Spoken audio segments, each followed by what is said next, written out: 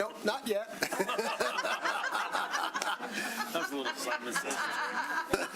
Wow. First, I have to welcome you all to the Monday, December 15th, 2025 regular meeting of the Birmingham City Commission here at City Hall, 151 Martin Street. It is 7:30 p.m. And now, let's say the Pledge of Allegiance. I pledge allegiance To the flag of the United States of America and to the republic for which it stands, one nation, under God, indivisible, with liberty and justice for all.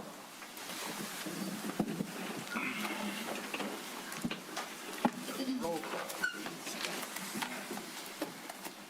Mayor Ballard, Here. Mayor Pro Tem Anthony Long, Here. Commissioner Haig, Here. Commissioner Kozowski, Here. Commissioner Long, Here. Commissioner Kolb, Here. Commissioner Host. Here. Great. Now we have proclamations, congratulatory resolutions, awards, appointments, resignations, and confirmations, administration of oaths, introduction of guests, and announcements. We do not have any announcements. We do have appointments to the Board of Review, and we have two applicants, Kathleen Devereaux and Jill Stress. Are either or both of you here tonight? Please approach the microphone. Tell us your name and address and why you're interested in serving. Good evening, Mr. Mayor and Commissioners. My name's Kathleen Devereaux. I live at 1019 Ribbon Oak in Birmingham. And I was first appointed to the Board of Review early in 2016.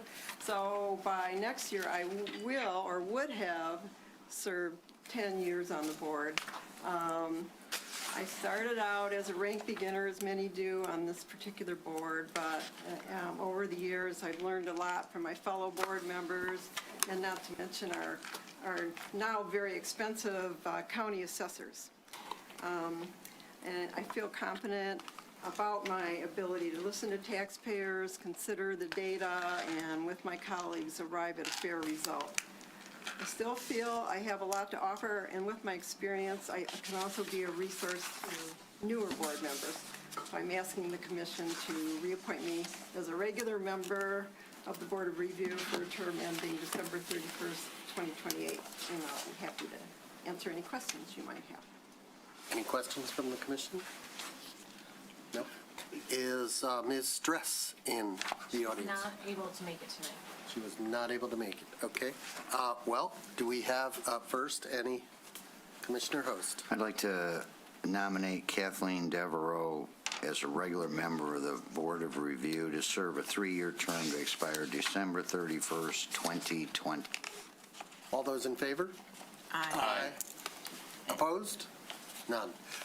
What is the Commission's pleasure regarding Jill Stress? I would like to nominate Ms. Stress because she has, this is a reappointment, and she served since 2017, and her attendance is admirable. So I would like to nominate her as a regular member to the Board of Review to serve a 3-year term expiring December 31st, 2028.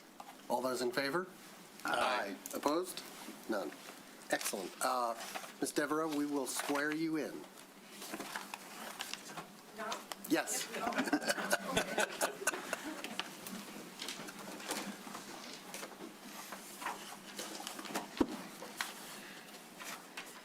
your right hand, and you'll say, I do after me. I do solemnly swear or affirm that I will support the Constitution of the United States of America and the Constitution of this state, and endeavor to secure and maintain an honest and efficient administration of the affairs of Birmingham, free from partisan distinction or control, and to perform the duties of office of Board of Review according to the best of my ability. I do.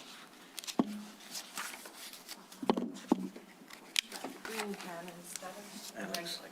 Thank you. And you will sign it. And then I'll fill in the rest.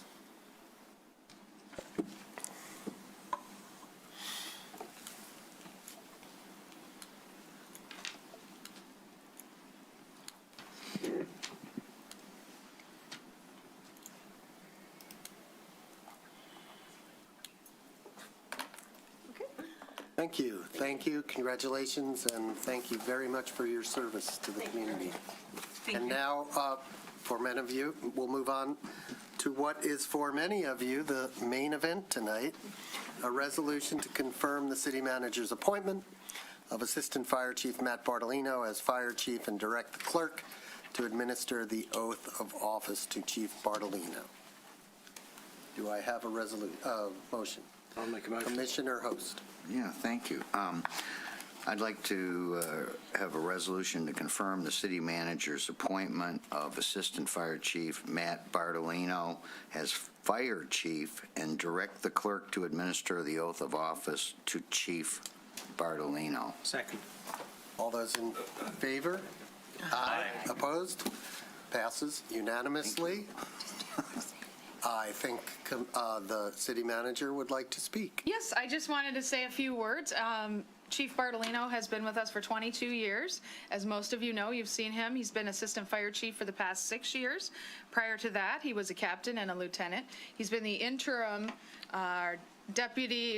interim chief since July 17th, and he's done a great job of working through some difficult situations with a lot of people, and he's worked very hard to make things better, a better place in the fire station. So I definitely want to thank him, and I'm very pleased to offer him the position. Welcome. You can see there are a large number of people that are here in support. We see that. Would you like to say a few words? If you don't mind, and just out of respect for everyone's time, I made sure to write it down so I didn't drag this out or start writing. So, good evening, Mayor, Commissioners, City Manager Ecker, everyone here tonight. I'm deeply honored and grateful for the opportunity to serve as Fire Chief after 22 years with the department. Thank you for your trust, your support, and for believing in the work that we do every day to keep this community safe. I also want to recognize some important people who made this moment possible. Try to keep my stuff together here tonight. To my parents, Joe and Debbie, thanks for shaping my work ethic and for your unending support. It has been a foundation on which today's achievement stands. I'm terrible at this. You're Couldn't have done it doing without just you. fine. To my wife, Allie, today is possible because of the sacrifices you've made and the encouragement you give me so freely. I can't thank you enough for standing by my side. Your patience, your love, continue to carry me through life's journey. To my kids, Gabby and Angelo, everything I do is with the hope of making you proud and showing you the value of hard work and service. To my fellow firefighters, both those I served with today and those who came before me, I learned this job shoulder to shoulder with incredible firefighters who set the standard for what this department should be. Firefighters like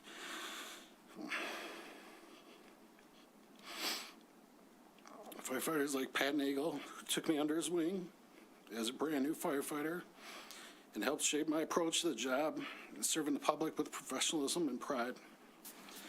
We unfortunately lost Pat in 2013, but his legacy lives on at the BFD. I also want to acknowledge former Chief Donna Hughes here in the audience with us tonight. John has been a great friend and mentor during my path towards an administrative role in the BFD, and I can't thank him enough for putting up with me with our time together on the job. To those that I work with today, some of whom are in this room, well, a lot of whom are in this room tonight, your dedication and trust mean everything to me. I'm humbled by this responsibility, and I look forward to continuing to serve this department and this city with integrity, commitment, and heart. Thank you.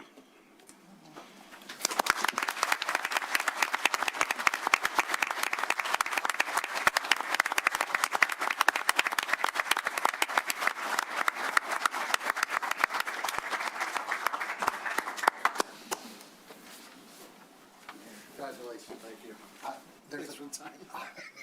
I want to tell your kids something, and you, that your vulnerability is a sign of strength. Appreciate it. And this community is very proud of this fire department, always has been. But tonight, we're as proud as we've ever been. So, thank you very much. Thank you. Appreciate it. Did we vote? It's still yes. It's still yes.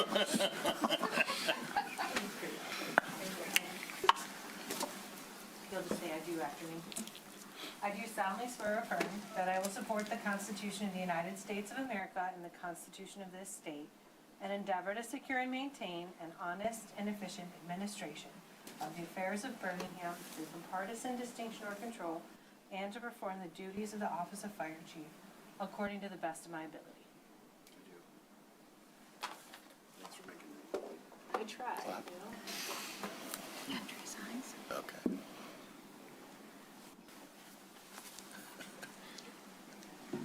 Thank you. Pass the test.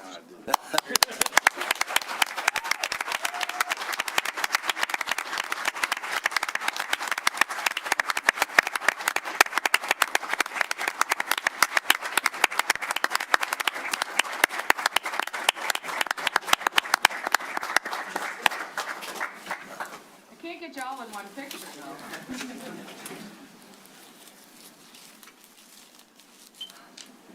Congratulations. Congratulations. I'm sorry. I just wanted you to say. Okay. Now they can proceed out. And get promoted into proceed out. Angelo, you don't have to say it. First one, I think. Yeah, I really did care about that. Thank you, Joe.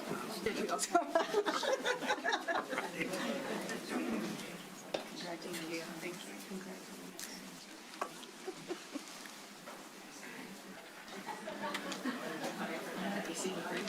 I know, they're gonna have a party. We don't have the usual verbiage. We'll go ahead and move on with item number 4, which is open to the public for matters not on the agenda.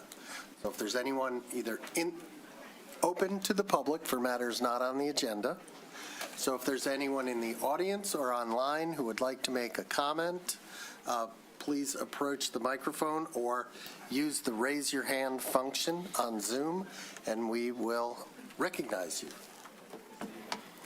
Please state your name and address and Mike Cliff, 723 Oakland Avenue in Birmingham.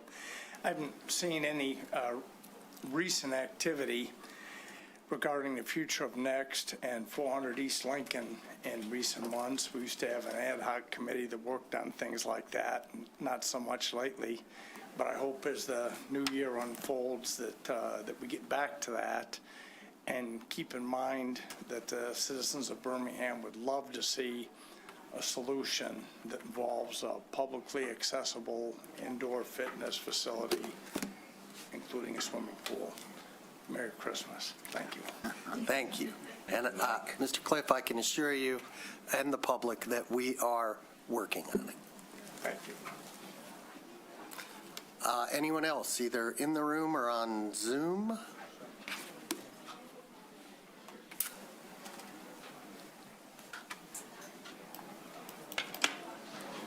My name is David Stanislaw. I'm not currently a resident of Birmingham, so I'm not sure if I have the privilege of being able to speak or not. You do. Yes, you do. Thank you. 445 South Cranbrook Cross, Bloomfield Township, a half block out of Birmingham. I've been a presence in Birmingham since 1973 when I moved my practice here. A few years later, I moved my family here. I'm here to speak about the issue of the community house and the adversarial quality of what's been going on. I'm a firm believer in conversation, discussion, exploration, putting together stakeholders who have an interest and desire to find a solution to this very complex and difficult issue. I think there's been a lot of divisiveness in the community, which I feel very badly about.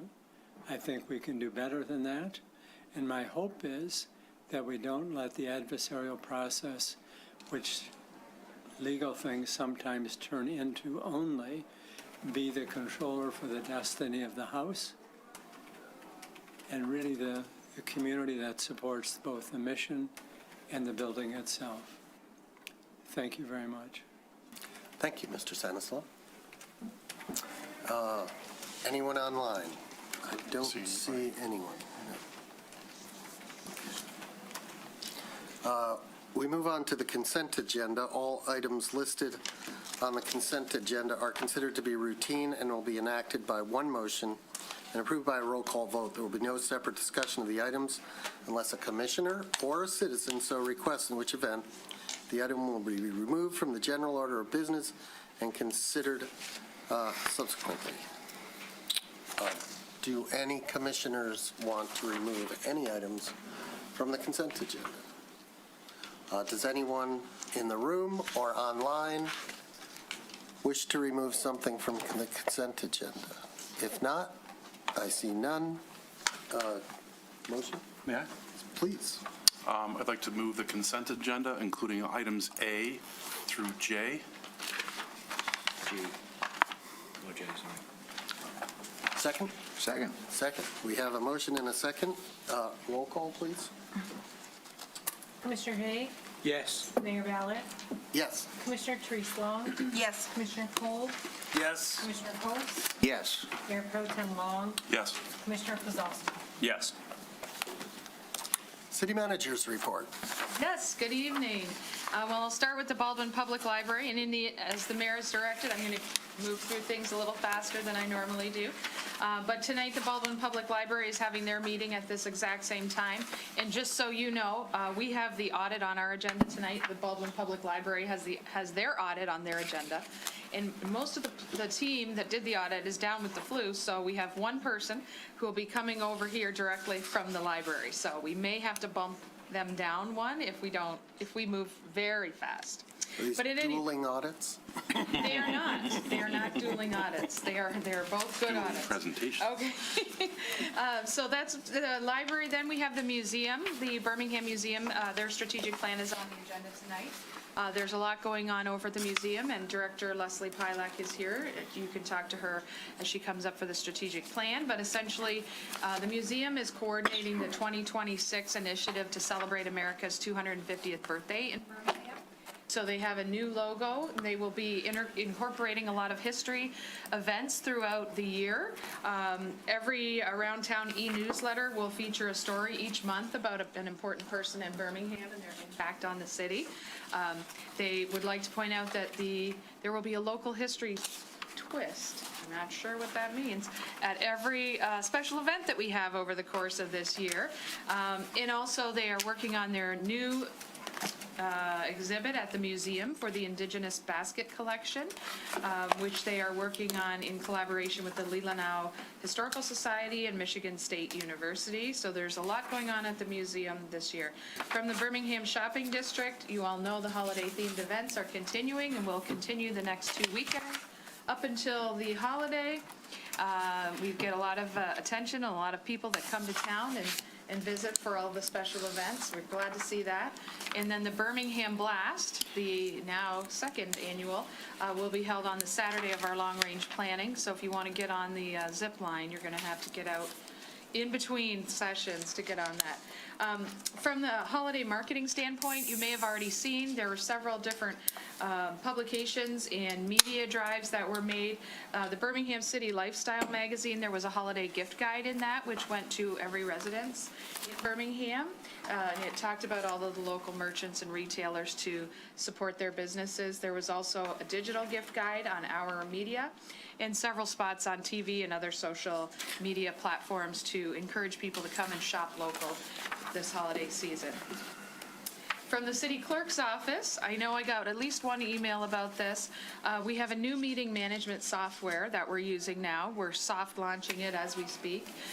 So I think you may have each got an email. There'll be more to come on that. This new software allows the clerk and the city staff to build the agenda in a different platform. It makes it a lot easier to search for members of the public for items and records. Also for you as city commissioners, there's also a digital note-taking function in there that you can save. You can record your notes and then you can save them. So there'll be more to come on that. We did use it this meeting and the last meeting a little bit. This meeting was the first, I'd say, full run-through, so more to come in January, and you'll get a little more training on that as we move in the new year. So, as I think it says in the report, the clerk's office and all of us, this is going to be used not just for the city commission agenda, but for all boards and committees agendas in the city. And so we will give everybody an individual login to the portal, the board members, so that you can access that. And hopefully that'll help. I know there have been some comments over the years about how hard it is to find a history of certain items in our current method of saving agenda packets and minutes and so on. So hopefully this will make things a little smoother as we move forward.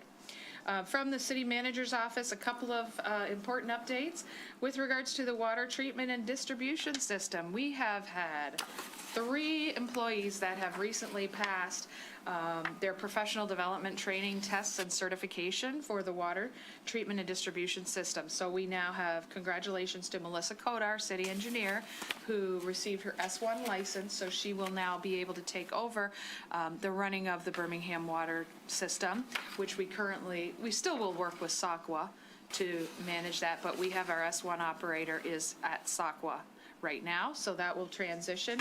And then also congratulations to Scott Zielinski, our Director of Public Service, and Ted Tice of Public Services, who also both received certifications at not the highest level, but lower levels with regards to that system. So we thank them all. It's a lot of work, a lot of studying, and quite a challenging test to get through that. So congratulations to them.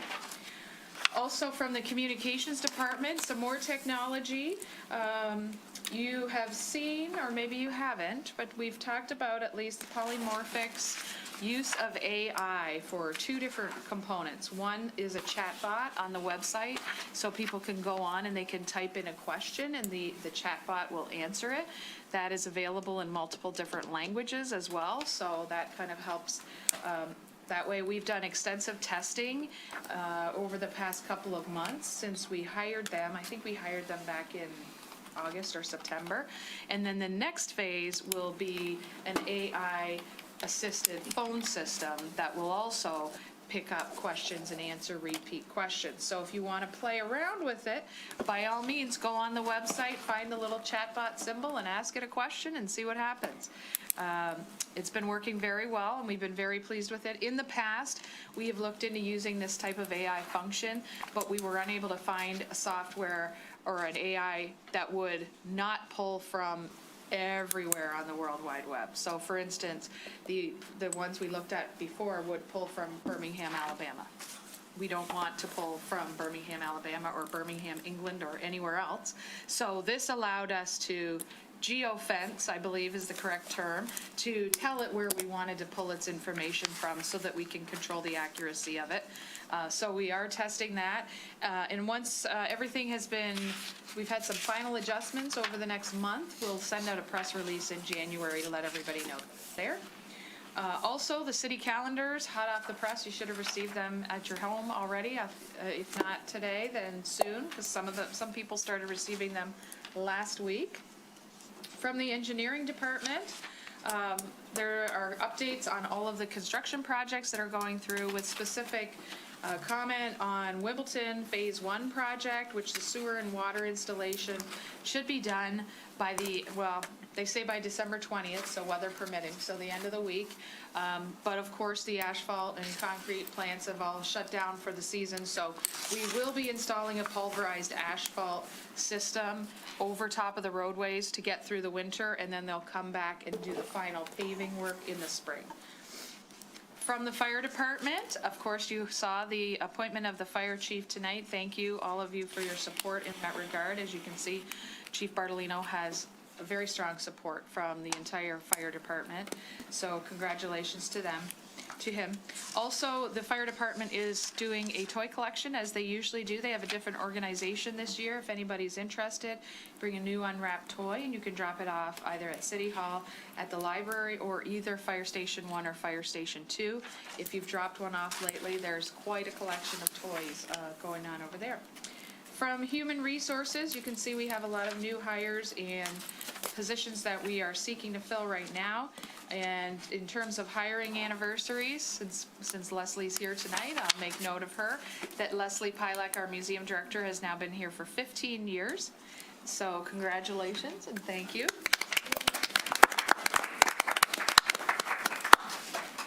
From the planning department, the zoning ordinance update, you'll be seeing more from this in January. They've gone through all the proposals that were received, and they have got it down to a recommendation for one firm that'll be coming to you in January. So you can look forward to that. The Environmental Sustainability Committee, they had their meeting earlier tonight as well. And they are fielding comments on the sustainability fee concept for the congestion fee charge that we were looking at putting in for parking in Birmingham. Also, they are looking at addressing stormwater on single-family properties. That's engineering and planning working together on that. So those will both be, were both discussed. Their meeting was before this meeting. From the police department, an update you'll all be happy to know, a traffic safety campaign, our traffic campaign to control, to slow traffic, to calm the noise, all of those things is continuing on, and we were awarded another grant of almost $32,000 from Oakland County. It's traffic grant through the National Traffic Safety Organization. And as a result of that grant, we've had 167 hours of extra traffic enforcement outside of the normal shifts that we already have our police officers working. So you'll be happy to know the police department has broken it down. 364 traffic stops conducted, 287 tickets issued, 77 verbal warnings, and 4 arrests as a result of just the extra enforcement under that grant program. And that is a summary of the key points of the manager's report. Thank you. Does anyone have any questions for the city manager? Seeing none, we'll move to unfinished business, which is item 7. We have none. Therefore, we can move to new business, and the first item of news business is a public hearing regarding 36977 Woodward in Vestwise. That is for a special land use permit, final site plan and design review. So at 7:57 p.m., we will open the public hearing. And we will be getting a report from... Good evening. Hi, my name is Summer Aldred Ahrens. Hi, Summer. I'm the city planner here. I've been here for about 2 years, but this is my first time in front of you all since the time I was hired in as an intern in 2023. I moved to full-time after Brooks Cohen left earlier this year. So it's great to be in front of you all tonight. This public hearing is for 36977 Woodward Avenue, which is in Vestwise Financial. And the applicant has submitted an application for a special land use permit for the construction of a 3-story office building at the corner of Quarton and Woodward. So the proposed building is in the TZ3 zoning district, and that is the reason why I'm in front of you tonight for a special land use permit. The TZ3 has a special requirement that for any office building exceeding 4,000 square feet, it requires a special land use permit, which is why we are here.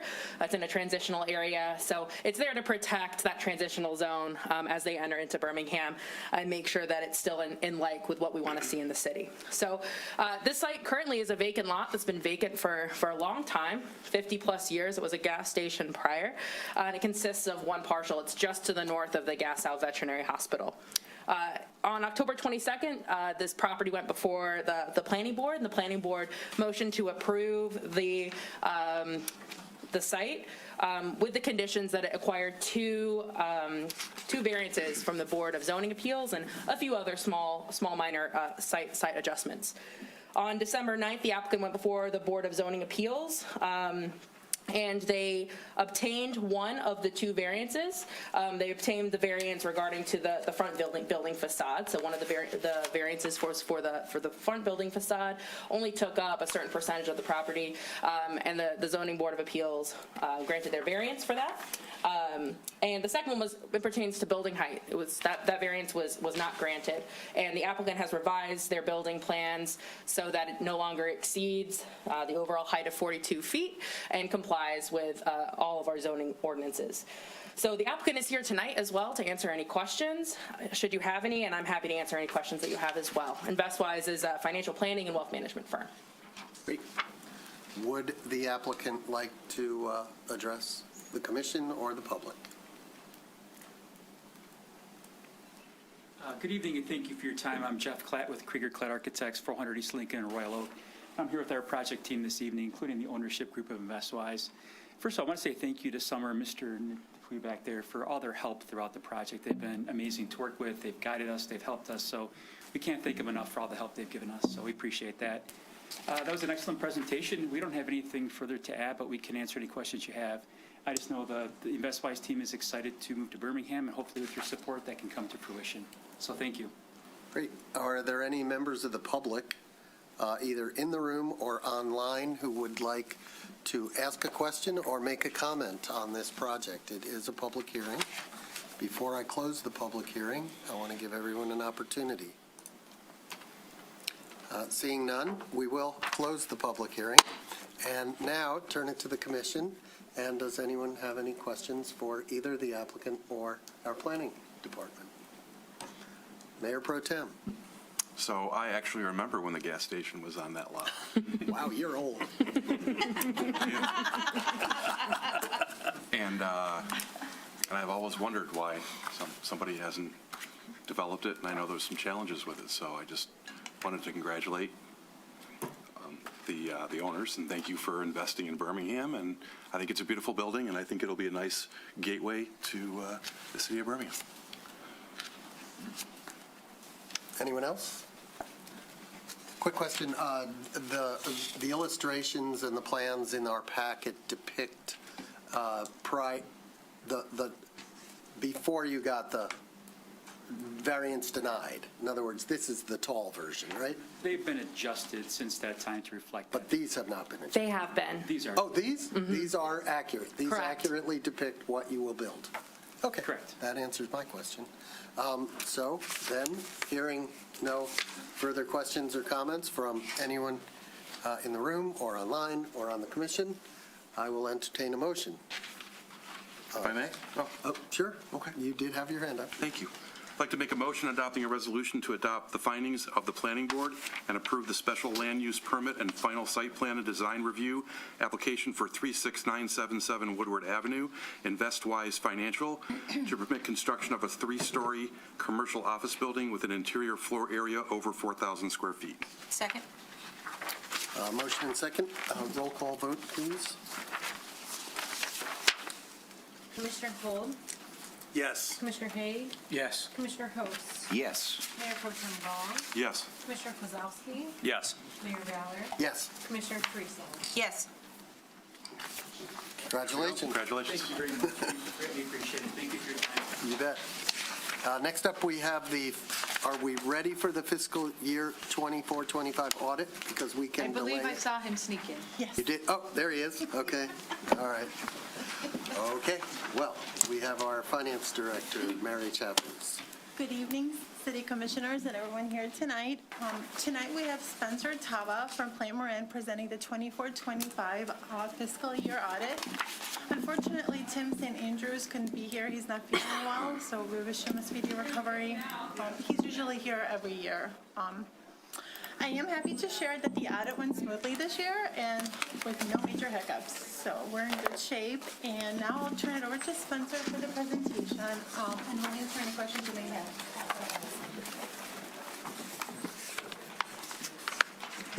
Good evening. Thanks for having me. As she said, I'm Spencer Tawa, principal at Plant Moran.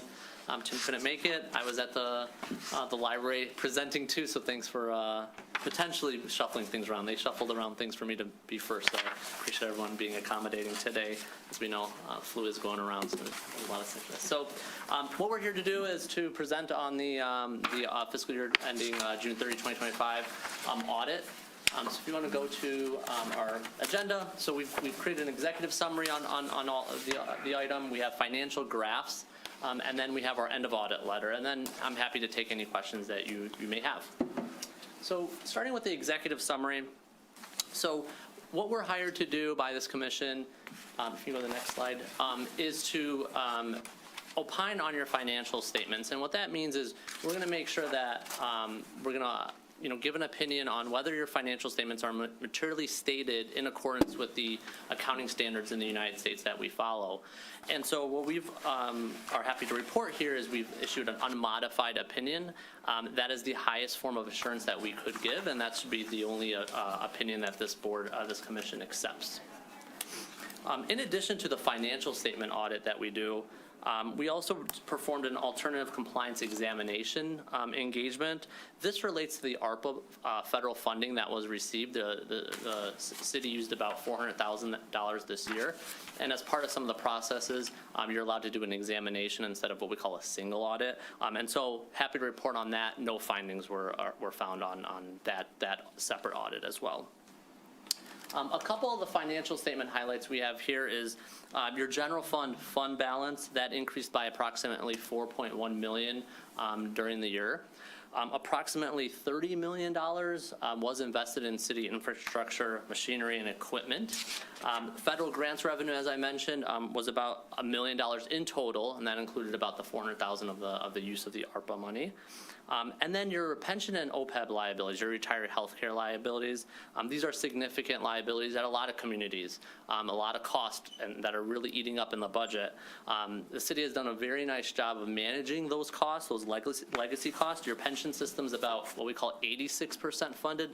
What that means is you hire an outside actuary to calculate, all right, what is our liability as of a certain date for our expected liabilities, and then you've also set aside money in a trust to pay those liabilities. And so the amount you've set aside over the liabilities, you're at 86% funded of the plan. The retired healthcare system, on the other hand, is actually 142% funded, so it's overfunded. That is definitely an increase from last year. Last year was well funded at 95%. This year it's increased by 100 to 142%.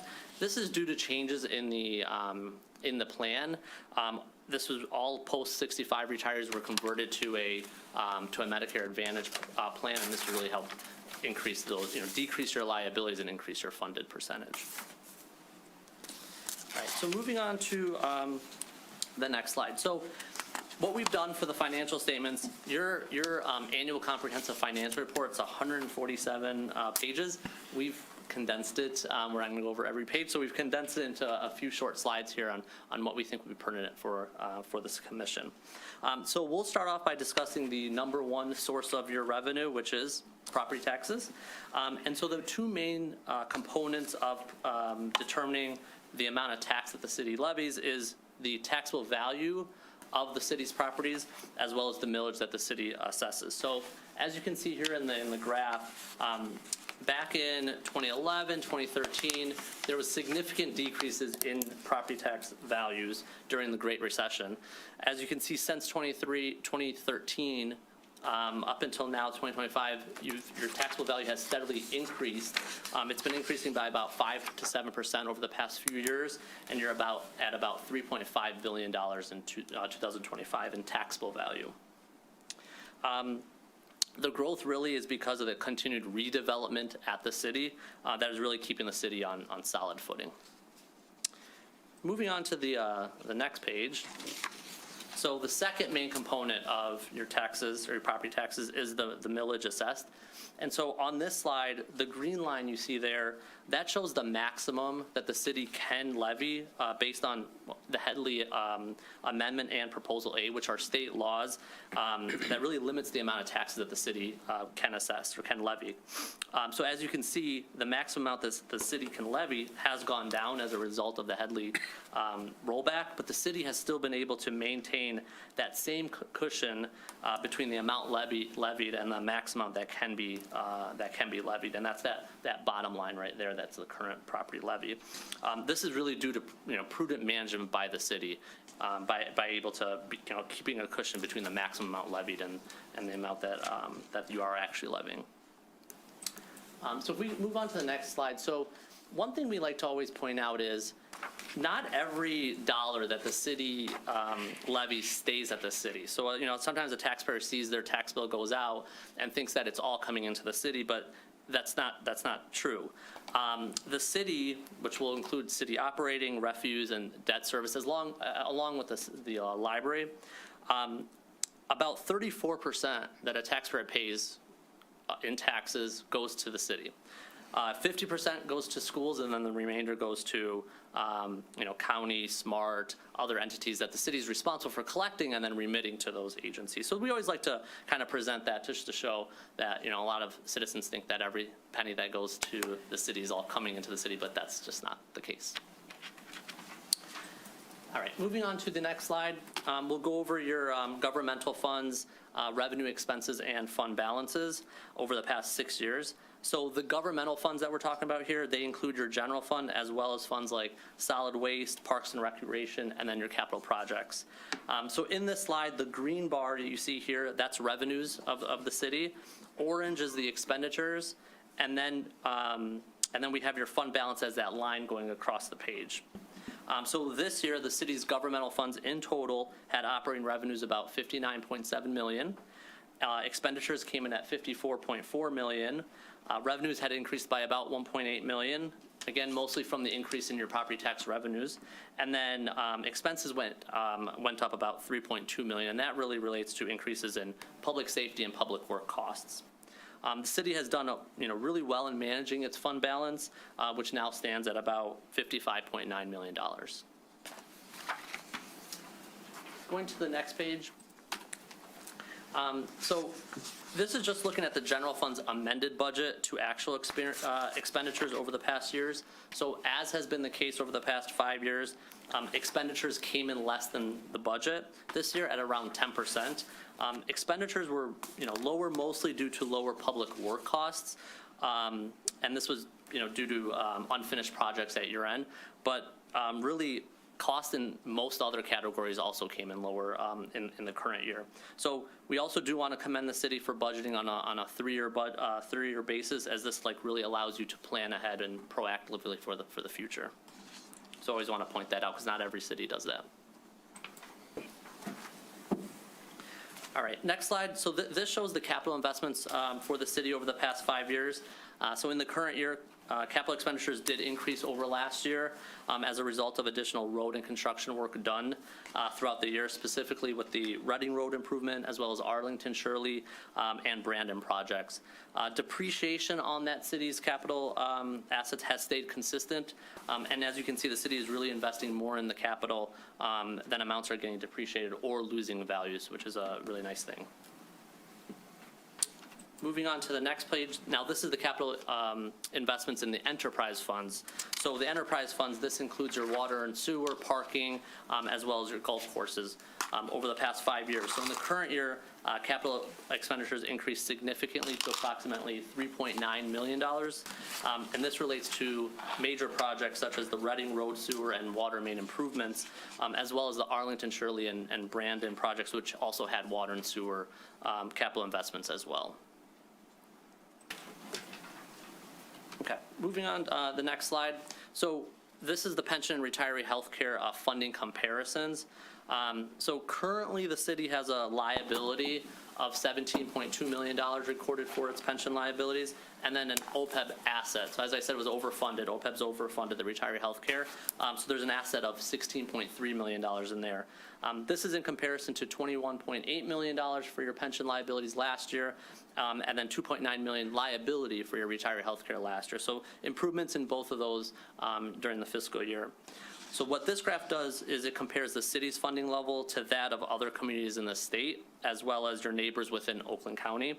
And this data is based on 2024, as that's the most recent data that's available to us. So not even using your 25 data, which shows 142% funded for your healthcare. But even with that, you could still see that the city is well ahead of its counterparts. Even for retirement, it looks like it's lower for the county, but that relates to there's one retirement system that's significantly overfunded by $153 million. If you exclude that plan out of it, the county average is about 80%. So the city is higher than the average for the counterparts as well. Okay, so that summarizes the our financial statements. What we'll do is we'll go over the end of audit letter. So in the beginning of our audit, we send out what we call a pre-audit letter. It's a plan, scope, and timing. It goes over, here's what our plan is, here's our scope of the audits, and then our timing for the audit.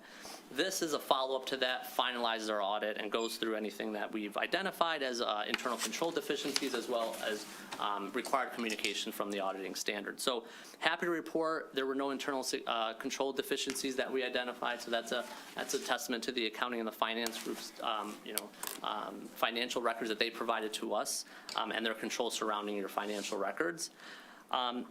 In addition, there is required communication from the auditing standards that we've listed out here. A couple things to note. There was a new accounting standard that was implemented this year. It's GASB 101. It's related to compensated absences. There was a change. It required you to retroactively change your prior financial statements as well from a comparison standpoint, which was about $1.6 million. It just changes in how compensated absences was to be determined and calculated. There were no transactions, significant transactions that recognized in different periods. And then we're also required to inform the commissioners on any significant management estimates in your financial statements. And the most significant financial statement estimate in your financials are those pension and OPEB liabilities. So the actuary, obtains information from the city, demographic information on all your members that are part of these plans, and then they'll use assumptions, significant assumptions, such as what your expected rate of return on the investments are going to be, what's mortality rates, what they're going to expect, they're going to project out how long they expect individuals to live for, and so those are significant estimates that go into that calculations, and so that's a significant estimate in your financial statements. And the last point here, always like to point this out, we had no difficulties or disagreements with management in performing the audit, and definitely want to thank everyone at the city for helping us during the audit. There's numerous requests that we have, so we appreciate everyone's help with the audit and for us to be able to present today on the results of the audit. With that being said, happy to take any questions you might have. Well, thank you very much. That's excellent presentation, and I think we should all be proud of the financial situation. Before we get to questions, there's no action to be taken tonight. We don't have to accept this report. It is what it is. Could you just review for us exactly where this report fits into our financial cycle? And so you know what I mean. I will direct that to you, Mary. In terms of So this is budgeting probably the process final and all step. that. I mean, the first, and then we start it all over again, right? Correct. This would be closing out the year, closing out our books as of 6/30/25, and then in December, we have a presentation after the audit has been completed. And then we start up again, right? Correct. We start with budget. We're already in the throes of budget. Okay. And we have our long-range planning meeting, and then we have budget, and then budget hearing, and then we just do our thing throughout the year, right? Okay. This occurs to me, raises just a ton of issues, questions that people might have. So let's see where we are tonight. And if it goes on, I could certainly see commissioners and members of the public having a lot of questions that the administration would have to respond to, or the auditors. But does anybody have any specific questions right now they'd like to bring up? Sure. You mentioned that the rainy day fund was $55.9 million as of, the end of June. What should it be, or what's the industry standard? Yeah, so it's not we won't call it a rainy day fund.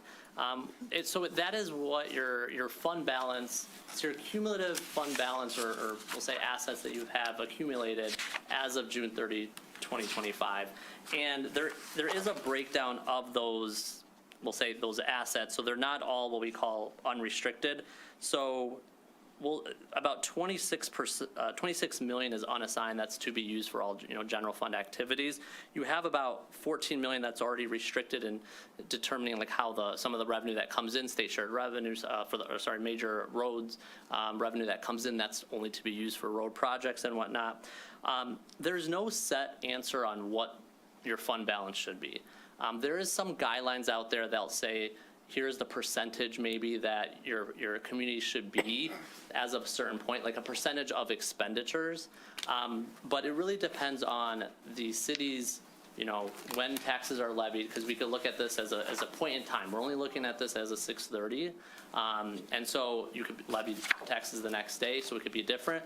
You could also be looking at from a project, capital project management aspect, where if a city has not been keeping up with their capital projects and you're estimating over the next 5 years that you're going to have, $200 million and you only have 55 million, you know what I mean? So it really depends on, it's taking a lot of things in total together of looking at, hey, we're projecting out over the next 5 years, here's what our expenses are for capital projects, police cars, whatever it might be, and do we have enough of we're expected revenue to be, property taxes to go up this amount?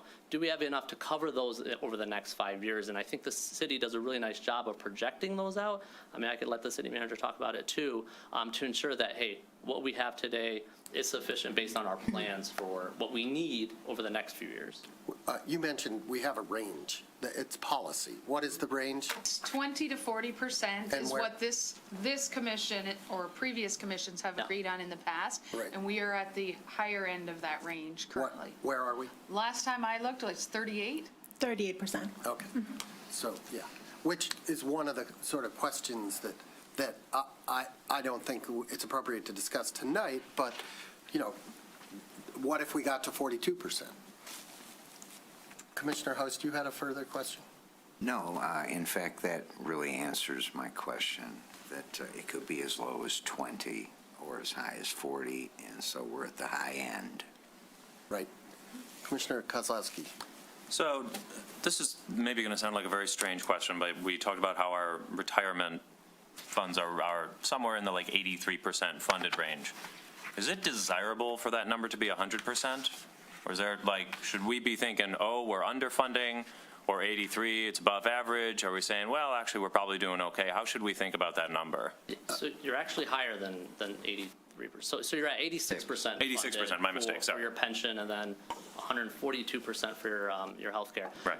So yes, it's desirable to be at 100%, sure, but the main thing is it's the annual costs that go into it, the contributions that the city makes on an annual basis to fund those. I think that's what's more important, is making sure that number gets to stay at a reasonable amount to keep your plan funded at close to 100%, where it doesn't really impair your budget enough that it impacts other city services. So as long as that amount stays at a consistent or a reasonable number, that's what's maybe more important than what your funded level. Now, naturally, if your funded level is higher, your contributions should stay at a lower amount, but it could also mean you might be hired to keep that funded level and based on your amortization policy. But I would more so look at, hey, what are our annual contributions that the actuary is requiring us to make or determining to make, and is that number a reasonable number that the city can handle from its budget perspective that's not going to impair other services? Because that's what's happening in a lot of other places. They're underfunded, they're making significant contributions where a significant percent of their budget is going towards these legacy costs instead of current services to the community. Is there not law regarding what must be funded, the level? Isn't there a state law that says we have to be at a certain point? There's not a state law that says you have to be at a certain level. There is now a point where if you're under a certain level, the state will require a corrective action plan. But the state does require that an actuary come in, determine what your annual required annual contributions are, and that you fund those fully. That is the state law of making sure that the pension plan is funded fully for the contributions that they're determining on an annual basis. And Commissioner Kozlowski, we have been making additional, up till about a year ago, right? We were making additional. $1 million a year or so. Right. So a policy question to be discussed, a policy question to be discussed. When we talk about infrastructure spending and how much we want to spend next year, policy questions to be discussed. They're giving us the data. They're telling us how much money we've got and how much money we've got coming in. And it's pretty extraordinary, I would say. Revenues are up, expenses are down. We're in pretty good shape. Does anyone in the public have any questions for the auditor or online? Further questions on the commission? Yes. Commissioner Cole. So of that money that's sitting there, so if we're on the high of 38%, I think is the number you used, can we just say, look, we need to get the undeveloped roads done. We're going to take 20 million and just spend it. Well, that's, accelerate that. I'll answer that question. That's a policy question, and that's what I'm suggesting, that we might think about building maybe a workshop where we all put our questions, down on paper. So that's an excellent question. And then we can discuss it, and the appropriate time to discuss it would be before you do the budget, right? Yes, to a certain extent. But that's tight. Time is tight, right? Right, and I've had this discussion with Mary many times, that when we have, since we're currently asking the departments to submit their budgets for the upcoming year, 3 years out, then we have to look at where we stand and get our estimates for how much we're going to collect, how much we're going to spend, and we don't have those numbers until end of February, March. So it's really hard, because I figured this is where you're going. What we're going to try to do this year is try to give you a better idea of where we stand at long-range planning, at least a summary. We can't give you actual amounts or numbers for sure, but what we can say is, overall the asks have been up this much. There's this many more positions that are requested. This may leave us some money to potentially put an extra 5 or 10 million into infrastructure projects, for instance. But we won't know the final numbers until I'm not sure March or April. what do you mean by final numbers? Aren't these the final numbers From last year. From last year, right. So there's a full year in between these numbers and our next budgeting cycle? A full year or half a year? Yeah, because we have, so we're going to have July 1st, 2025 till 6/30/26 that we're in right now. Okay. And then the budget we're working on is for the following year. Right.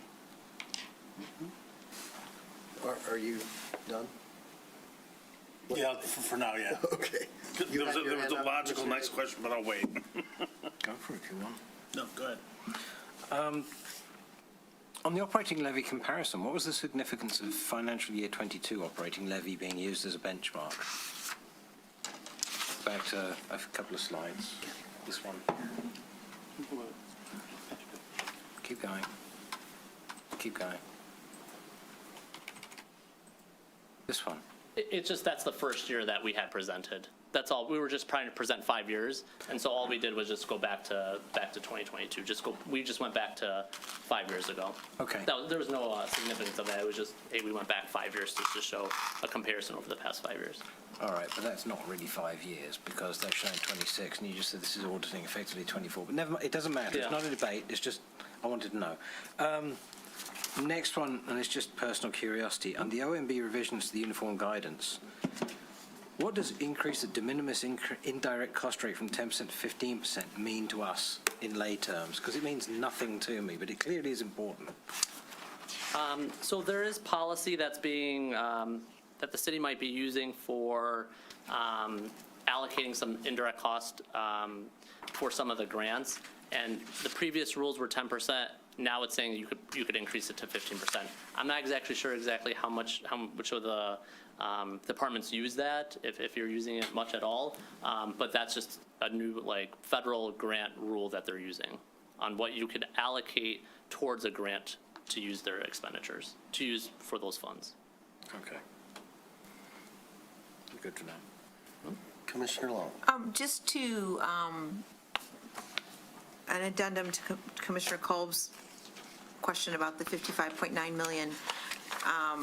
or the rainy day fund, it's not 55.9 million that we can play with. The unassigned fund balance is 26 million. That is where we have discretion. The rest of the money is restricted or assigned or required to be held for certain other purposes. So it's 26, not 55, should members of the audience think that we're fair sitting enough. on 55.9. We are not. It's the key number, the key phrase is unassigned fund balance, and that's 26. But isn't some of that other money that you're suggesting isn't discretionary for roads, sewers, water, right? Isn't Some of it may be, but it's also for golf courses, Right. for the parking Right. system. right? Right. Right. So- I mean, it's still, Still big. yeah, it's still money that can go into those particular things. Yes, sir. One other point. Commissioner Long. Probably time for another night, another discussion, but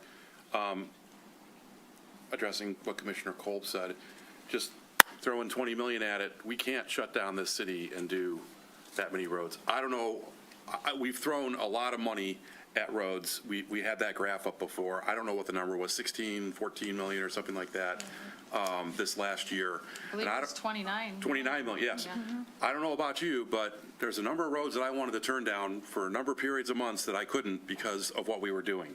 Willits was closed down, a lot of business owners suffered. Those roads need to be done, but it can't all be done at once, even if we wanted to spend the money. There is a process to it, and I would, again, time for another discussion, for another night, but I just don't want the public also to think that if we wanted to do that, there are also limitations on that process.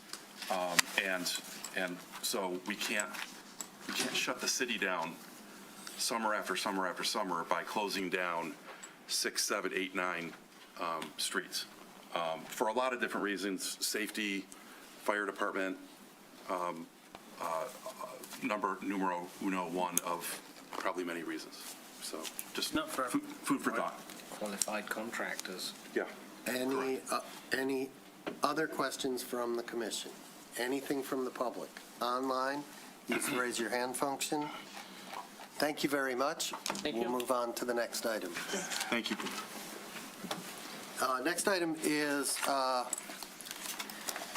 resolution to approve BCT Design Group's schematic designs for the Peabody Piers Park and North Old Woodward parking garages, and authorize city staff and BCT to incorporate the approved concepts into the ongoing comprehensive repair project, including integration into future bid packages. Aaron Ford, our parking manager, is here, along with representatives of BCT. Hello. Nice to see you again. Mr. Ford, whenever you're ready.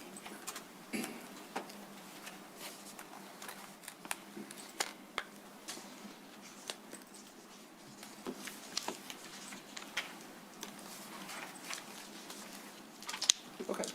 Good evening. Good to see everyone again. Here to talk about beautification of our parking garages. So as most of the members of this committee would recall, and actually the two newer members would still recall because they were part of the advisory parking committee, we are in the middle of a comprehensive repair project of our 5 parking garages, and of which we've now kind of tied into this comprehensive repair project is incorporating BCT Design Group's designs to try to make the garages more appealing in a variety of ways. We started, as this commission will remember, we started with the Chester Street garage. And when we started there, if you recall, we pulled the lighting components out of the project, but we proceeded with a lot of the painting components. Back in August, Brian and Darko from Illuminart were here, and the commission signed off on the approved concepts of the Chester Street garage. So what has been incorporated today has been the accent paint. The Public Arts Board is in the middle of working on mural components of the parking garages. But what is still left, I guess, to happen today, specifically to Chester, are the lighting components and some of the other design components that were approved, which were like the canopies over the pedestrian walkways, stuff like that. But what we're here for today is to show you, take the approved designs from Chester Street and apply them to the remaining 4 garages, and hoping that the commission will sign off on those. And then what we'll do is take those designs and incorporate those into the comprehensive repair project that is going on for each garage. So the next garage to go would be the Peabody garage. So if the concepts were approved today, when we go to bid for the repair project at the Chester garage, previously the repair project would have been the concrete, waterproofing, that type of stuff. Now we'll take VCT's designs, incorporate those into, so the bid package would be a holistic repair project. It wouldn't just be concrete, it would be everything. So when we're done with Peabody, it would be a completely finished project. Whereas we were not able to do that with Chester. Chester, we kind of are piecemealing it just because of the cadence we went. So we'll go back and do Chester independently. So today is more specifically about the remaining 4 parking garages. And then, like I said, when we get to each individual garage, a lot of the costs that are associated with BCT's designs would be included in those comprehensive repair packages. So today, there won't be a whole lot of cost talked about today. Today's more just about the designs, and then when we go through the repairs, the cost will be built in. So I will turn it over to Brian with his presentation. Thanks again for having us. Yeah, we're going to go through the last 4 garages. They're all a little bit unique, but we're trying to create the same kind of components that we have in the Chester garage. I'm going to go through quite a bit of slides very quickly, but I probably will focus on the first garage because a lot of the same concepts apply as we go, and I'll point out the differences. So the first one is the Pierce garage. Peabody, yes, thank you. Peabody garage. You have some very strong, one of the newer garages, but you have very strong vertical elements. Again, one of the key points we want to do is kind of focus on those things that can be kind of a beacon. So we're including painting the interiors of these large glass elements here. You have like the lobby on the left, and then using vertical elements for what we're loosely calling murals, but these would be these branding / opportunities for you to have, placemaking signage that can advertise the garage as being 2 hours free. It could be art, it could be some kind of expression of the city as an additional banner on the side of the mural.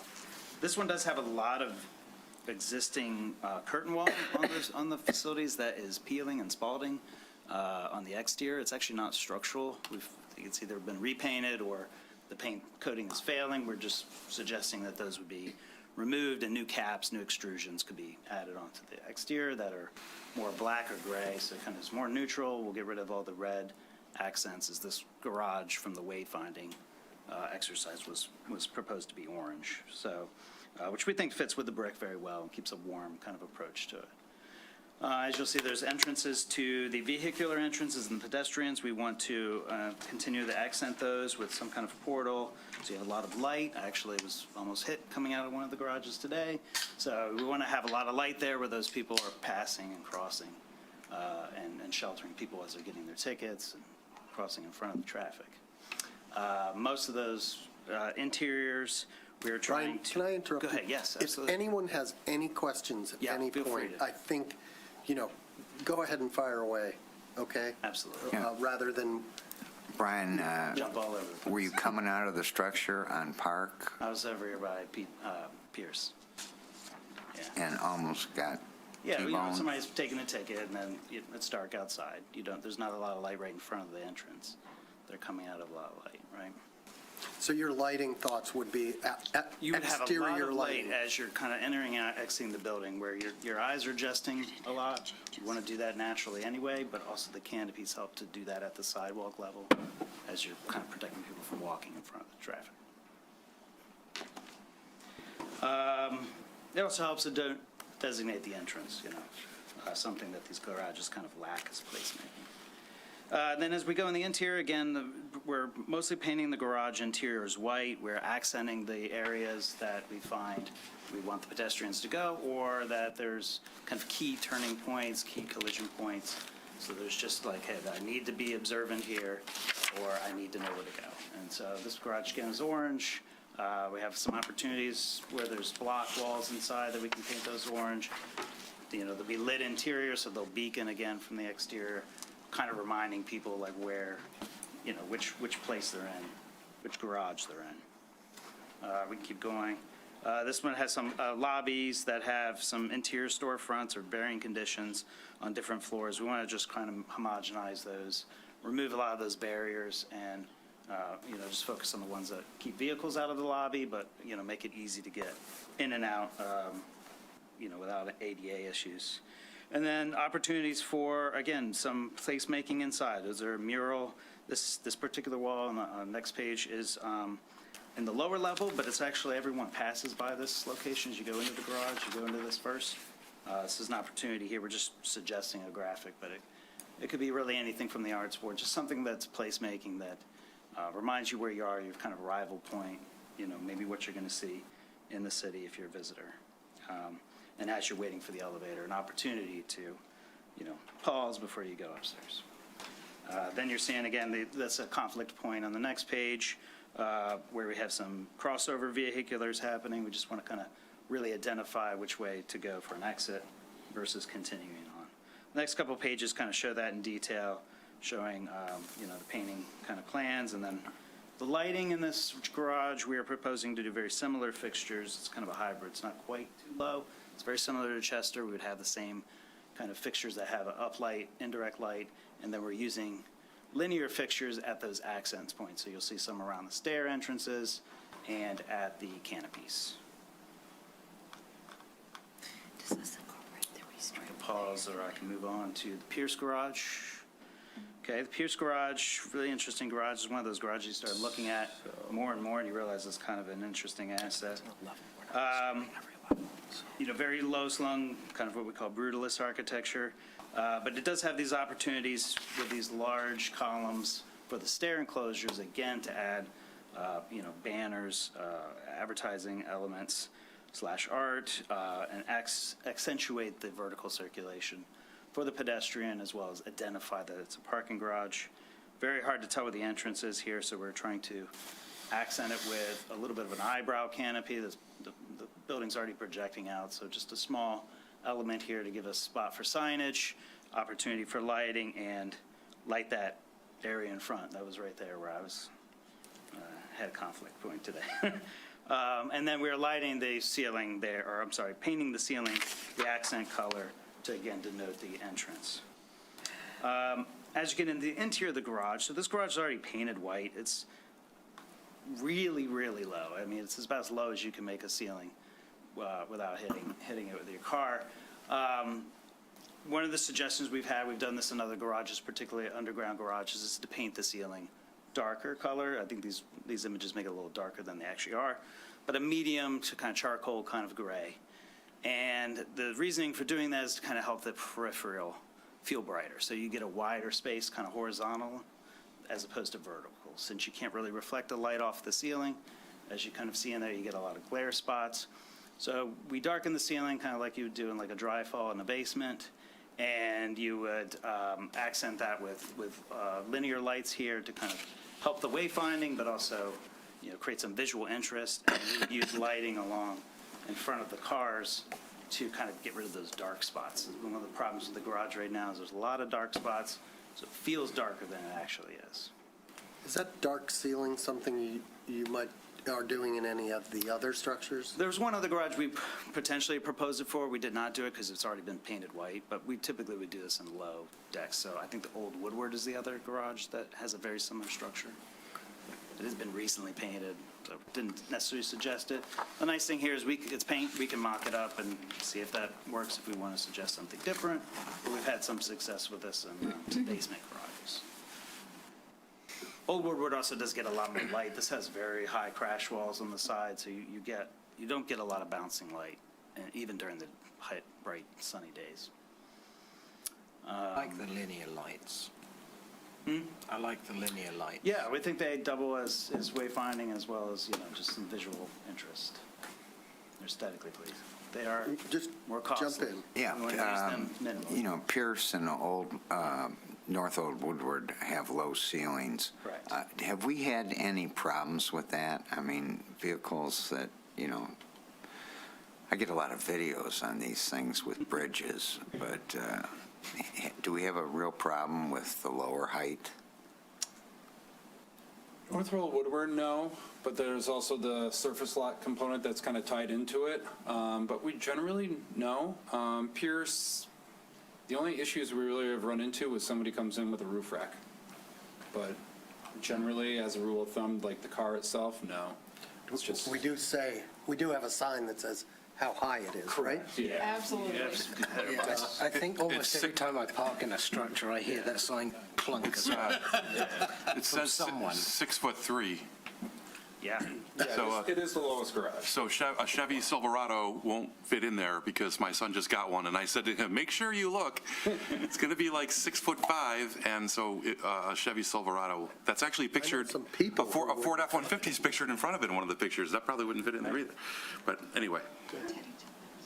Another thing I want to mention here is like you can't even hang signage really in it because you don't have the head height. So you have to do it on the column. So as opposed to painting every column yellow, this is something different from your wayfinding thing. We would just say paint the ones where the big super graphics are that really direct people towards an exit in the vehicle, and use the pedestrian signs as you see there on the left on white so they're clearly identifiable.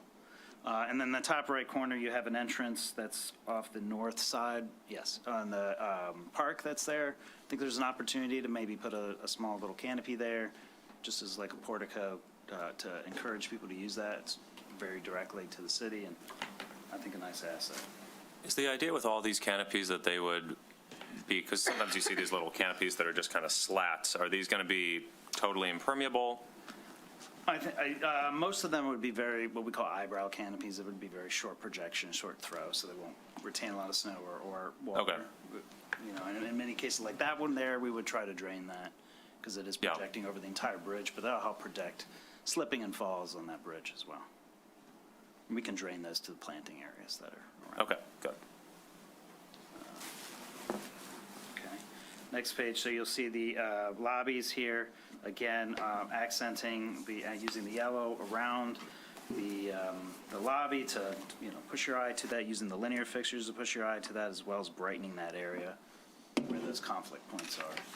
On the interior of the stair, it's mostly just painted yellow, and some new finishes there on the stairs that have really worn down over the years. I think there's some maintenance there that will need to be continued to coordinate with WJE.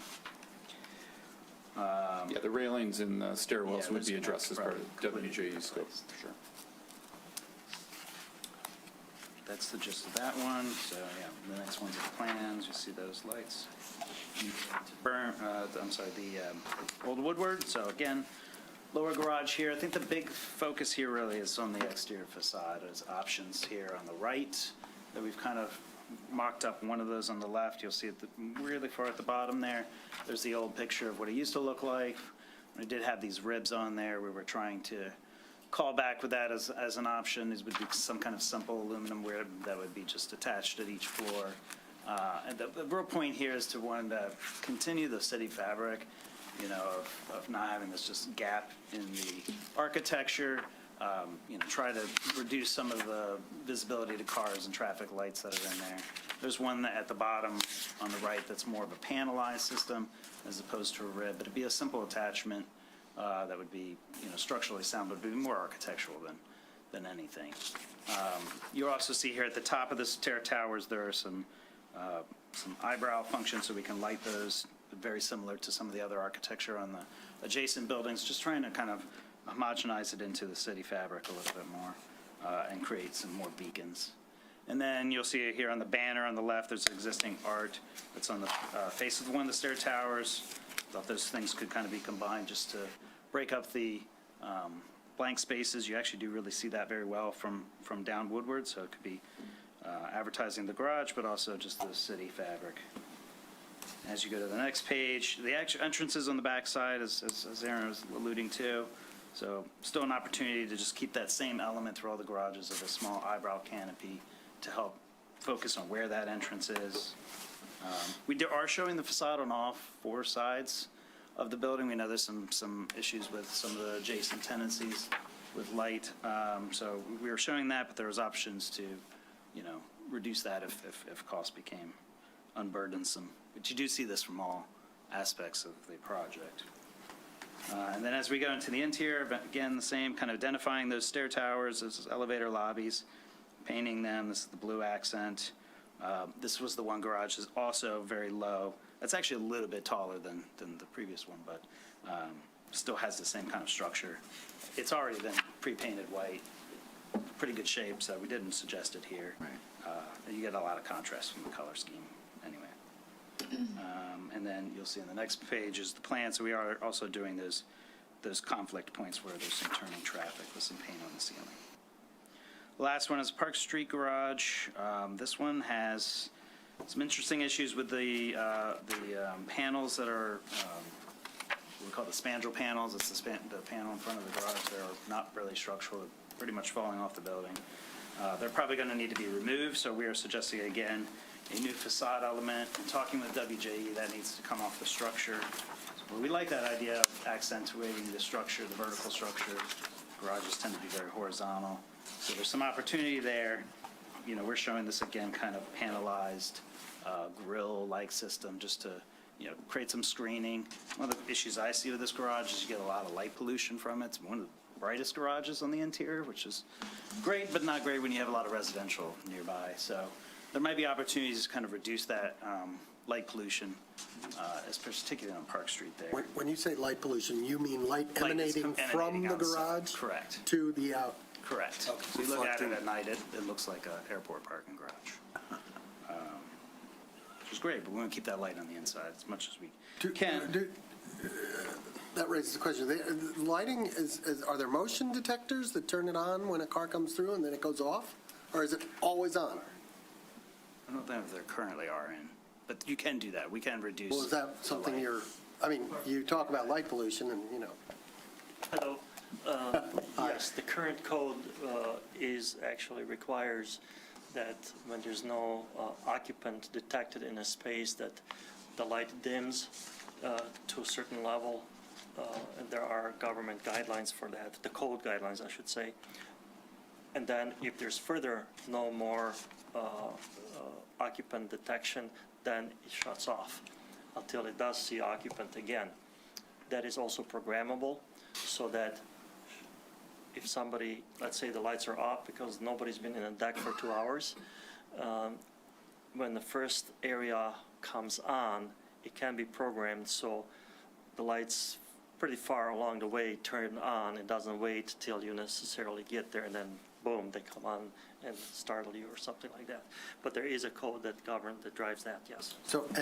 So our new lighting will conform with that, with what you just described? Absolutely. It's a code, yes. Great. Yeah.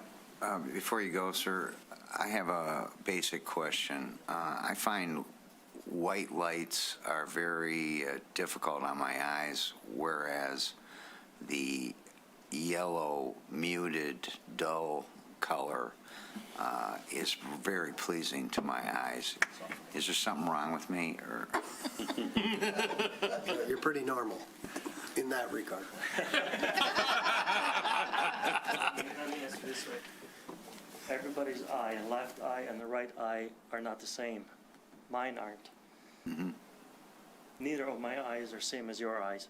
We all see slightly differently, and we all have some deficiency within our visual system.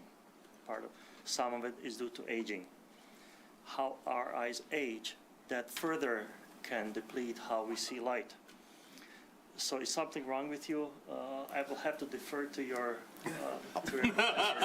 physician. Yeah, but the park is very bright. I was pleased that Brian pointed that out. There is an aspect of color temperature for lighting that could be perceived brighter than the other color temperatures.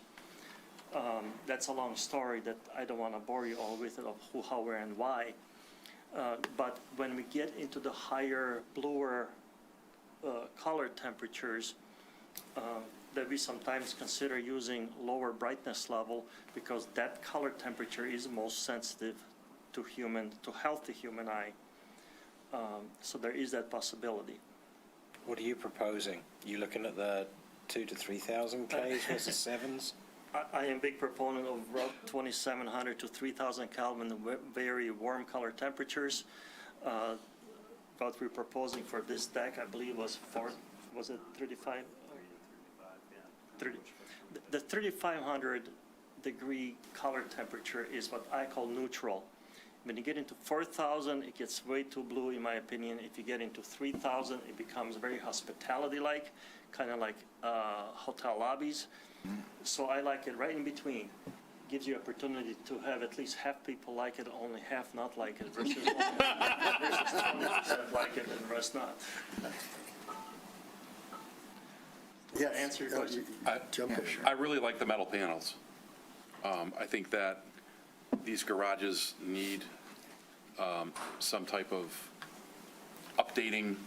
I like this, at first glance, looks like almost like an office building, and then you're, oh no, it's a garage. I think and I like the fact that it will also help reflect the light inward rather than outward, in addition to adjusting the light. So I think those are great options. So on these facade suggestions, you're saying they're just suggestions, but let's say we said, well, we really like that. Yeah. Are you specifying it? And We would in the next phase of the project. okay. I think the idea really here is like a facade.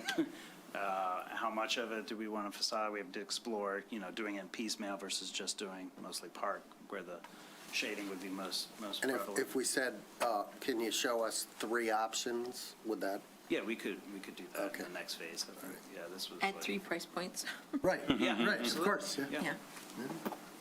Yeah, sure. Jump in. This is for Aaron. On the top of Park Street, I assume there's some solar lamps that go on when there's activity on the top of the top floor. Right now, it's a photo eye, so when it gets dark, the lights come on, and obviously, and the sun comes up, then they turn off automatically. Yeah, but, it goes on and off depending on, I assume, the activity on the No, roof. he just said dusk to No. dawn. Dusk to dawn, correct? Yes, Darko might be Now, able to explain. Currently, they're But just either on or that will off. change with the new lighting to the motion detection.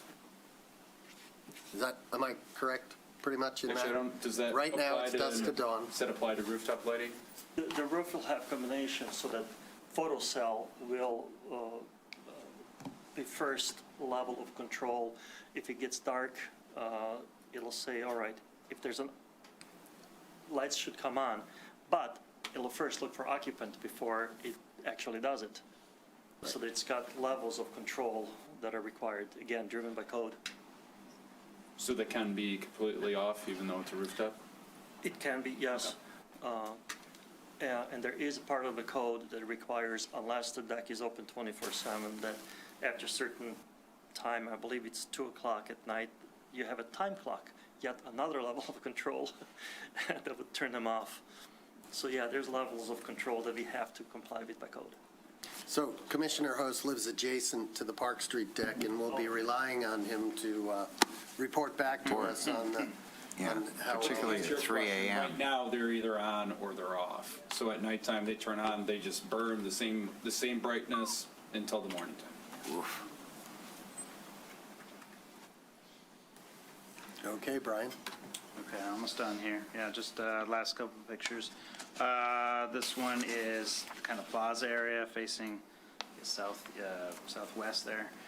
So a pedestrian canopy, this is where the elevators are, so doing that here. We're showing some options for bike parking, and under there would be an option. But it looks like there was already a screen possibly for that at one point, just never was either installed. Yeah, is the bike parking sort of part of this project? Not or is it- necessarily, we're just suggesting it could be advertised. That would be up to us. Yeah. Courage is It's not an expensive ad, though. Really, not. So it is expensive? It Or? isn't. I bought those racks before Oh. for a property I used to own.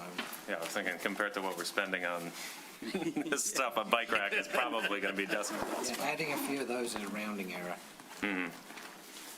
No, we have to figure out where we want to put them, though, is, I think. Okay, let's let Brian finish up. These are great comments. And then, yeah, the stair towers, again, these are very enclosed stair towers. They've got a lot of functions, so we want to paint those. And then as you go into the garage, again, focusing on the tower elements, the pedestrian elements. Pretty simple. This one has a lot of height. It's a steel garage. Pretty rare to do these days, but you got a lot of brightness in there, a lot of spots to reflect light. Yeah, so then you're seeing the lighting plan there. This would have very similar lighting to Chester, a dropped pendant, and then we're using the linear fixtures at the periphery. So that generally concludes our. Great. So I have an observation, and that is that the Chester deck is, first of all, thank you. Very nice. This is like the dream come true. Literally. I mean, 10 years ago I was thinking about this. So thank you. This is awesome. As far as approving it and saying go ahead with it, my concern is that the Chester deck is not done yet. And while I trust that it's going to be beautiful, and that I'm not going to have any concerns about too much light, too little light, whatever, I'd feel a whole lot better saying, this is okay. I can say this is okay now, but I sure would like to see the Chester deck done and have each of us be able to drive through it, look at it, experience it, and then say, yeah, that's the model, that's what we want, this matches up with that. That's my comment. I'm happy to. I can't disagree with that. Aaron, when's the completion date to your estimation? Well, right now, it is done with what has been scoped. So we are going out and we are compiling the numbers. So WJ and BACT are working together to put together a proposal for us to go to bid for these. So we're actually probably further along with Peabody than we would be with Chester at this point. Because right now, they're putting all their resources into going to bid for Peabody as the next garage. Now, Chester has the least amount left to do. It's going to be the canopies and the lighting. So it wouldn't take long for us to do that, and it's obviously on our roadmap for immediate, but I would say they're probably actually further along with Peabody than they are with Chester. I'm confused. So, but Chester doesn't have murals, doesn't have lights, it just has the green.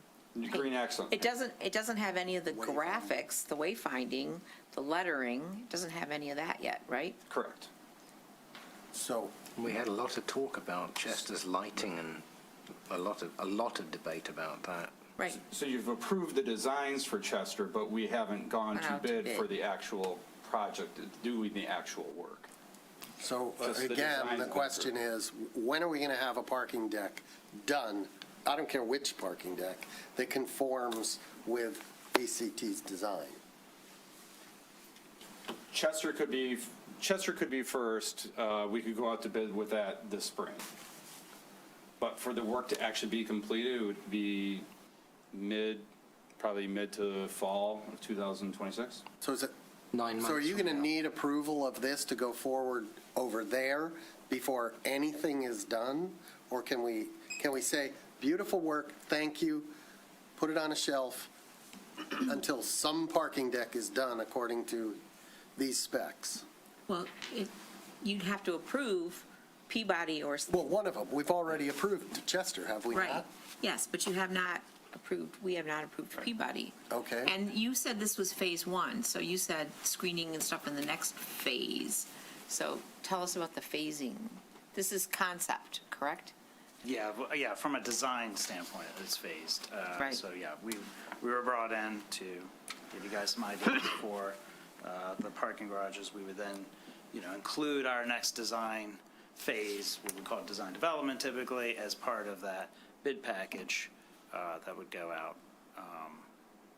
We would develop the design a lot further, especially when we get into the facades. Those are going to take a little more time than just, this is not just print this. Is it reasonable for us to think one deck ought to be done before we okay the schematic designs on all the others? What exactly are we okaying right now? Right, it feels like there's well- stuff that's still up in the air and that things are going to be in flux until the bid So package it's- goes out, right? You're okaying the general, so like with Peabody, you're okaying the accent painting, the graphics saying exit, like that type of stuff, the LED lighting. If it has murals, you're approving the locations. Obviously, the Public Arts Board is working on that. I think to Brian's point, where it's really going to get into is like when you get to the garage like Park and Old Woodward, where you get the facades, we're going to have to come back to you and ask for a lot more feedback. But generally, you're approving you already have an approved wayfinding signage package, but now you're approving the painting on the beams that say exit, enter, with an arrow pointing, the accent paint, And the lighting. and the lighting. When is the And the canopies, yeah. When is And the the canopy. Peabody bid proposed to go out? We're aiming for February. Right. Right, so So that- to answer your question, the Chester Street deck, if we want to keep on the schedule that we've set over the next couple of years for all of the decks, the Chester Street garage will not be 100% done unless we put off the next deck for a year. We would need to approve Peabody tonight for them to go out for Would comprehensive Peabody need. be done? So which deck will be done first? Chester will be done first because you've already approved designs for Chester, but we haven't gone to bid for that work. So the bid for Peabody for the actual work will happen before Chester. Okay, well, so this is a leap of faith, fellow commissioners, Yeah. right? It's a bit This is a leap of confusing, the whole faith. sequence. We're going to get two decks before we see any. We have to approve two Well, decks. you can see the design and the colors now in Chester, but you can't I see get that. the final product. I get that. We get that. Does everybody get that? Okay. Right, but from a year standpoint,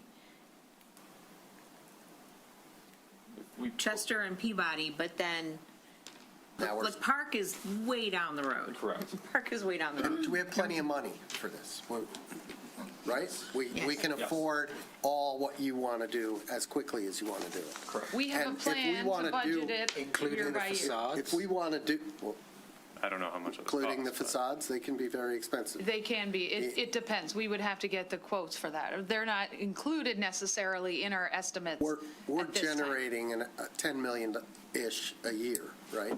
So, Okay. so Well, if we are making a decision about lighting, do we have any sort of ballpark about, I know we talked about this back in the APC, how these are sort of special fixtures, they're LEDs, they're like outdoor fixtures, they're supposed to last a long time, but once they die, you pretty much got to like rip them out and replace the whole thing. Is that still more or less the case? And sort of what is like the lifespan of these things? I'm trying to wrap my head around the sort of annualized cost for this lighting. is that in the scope of what we're trying to talk about I mean, if we're tonight? making the decision about, if we approve the lighting today, that's my understanding of what decision we're making. It's got a like, valid question, because I mean, the whole thing about buying LED bulbs that last 20 years, well, I replace them every 4. They don't last 20, so he's got a valid point. If we put it in, it's supposed to last for X number of years, that design's no longer available. Now what? We've got to patchwork on the ceiling again. Yeah, so I think Aaron has So, to. valid question. So I will say, we will be coming back to you with more detail and a chance for you to provide feedback with lighting. So whether it's Chester for going out to bid, we're going to come back to you with a bid package of where you'll be able to pick apart or ask these questions about lighting then. So whether it's Peabody or Chester, we're going to come back to you and say, all right, DCT's scope to design these things is X. The actual cost of this project is going to, the lighting is this. You'll see the breakdown of the labor to install it. The product is this. The canopies is this amount. We're going to come back to you with a bid package of which you could, I guess, ask a lot of these questions then. I think we're just asking you to sign off in theory on these design concepts. But we'll be coming back to you with pricing. That's fine. I will also say that I think we have one of the top lighting guys around. Fair to say? The top lighting guy around. So, the leap of faith isn't that far. On lighting, everything else, we really haven't seen wayfinding anywhere, right? Are we going to see wayfinding soon, somewhere? Where are we going to first see wayfinding? First see wayfinding? Didn't we approve We did, I believe the first ones will be the entry? No, though, because we're hung up on MDOT Oh. for that. So those will probably not be the first. So you were going like this? Yeah, the directories, the four-sided directory signs, those will be probably the first ones you'll see. Okay.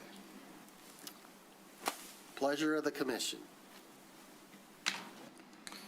When it gets to the facades, I really want to look at those because some of those designs are interesting. Some of them look like they gave me some very specific vibes that weren't positive. Like 70s needed to stay in the 70s vibe or what have you. Fair. And one of the others, it just reminded me of a school I used to drive past in Mexico that had bars on it to protect the children from the outside. Some of that's rendering technique, yeah. I really want to look at the facades very carefully, but as far as the lighting, I'm okay with lighting. Or is there things like the linear lighting? Yeah, I like it. Seriously, I think it's a good idea. Would you like to make a motion? Some of the colors, I don't know if I'm the right one to make a choice on the colors, but The colors are already wayfinding. that's what I mean is... Right, that's done. I think I'm comfortable moving forward with this. Should we get those two decks finished and we identify concerns, I think we have time to adjust before we get to the farther decks of North Old Woodward and Park, and, those are so far down the road. Then you But I don't, motion it and I'll second it. I don't want to hold up the Peabody bid package, so. Quick question before you make a motion. Are we working with the Public Arts Board? Yes, Okay. currently. And we'll hear an update at some point on what they think. And so, because I see a lot of things in this that are on us to do. It's on us to do these murals. It's on us to do, what do you call the big things outside? Banners. Banners. And are they looking at banners as well? They're looking at the locations for the graphics, so Including banners? that's my understanding. It could be a banner, it could be painted, it could be, Does that include the content of the graphics or just They're the coming up physical with location? themes, like Themes, yeah. the mural themes, and then they're going to bring those themes to use. So obviously the themes will follow the colors. So like Chester was green, so they have a theme that's going to follow a green theme there and bring those concepts. And I think they are close to coming to the commission with their thoughts. All right, then I'd like to make a motion adopting a resolution to approve BCT Designs Group's schematic designs for the Peabody, Pierce Park, and North Old Woodward parking garages, and authorize city staff and BCT to incorporate the approved concepts into the ongoing comprehensive repair project, including integration into future bid packages. Second. Comments from the commission on the motion? Comments from the public? If you're online, feel free to use the raise your hand function. Anybody in the room? Seeing none, let's do a roll call.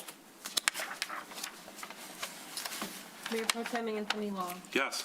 Commissioner Kozowski. Yes. Commissioner Host. Yes. Mayor Ballard. Yes. Commissioner Kolb. Yes. Commissioner Haig. Yes. Commissioner Therese Long. Yes. Thank you, everyone. We're very happy up here. Same to you. too.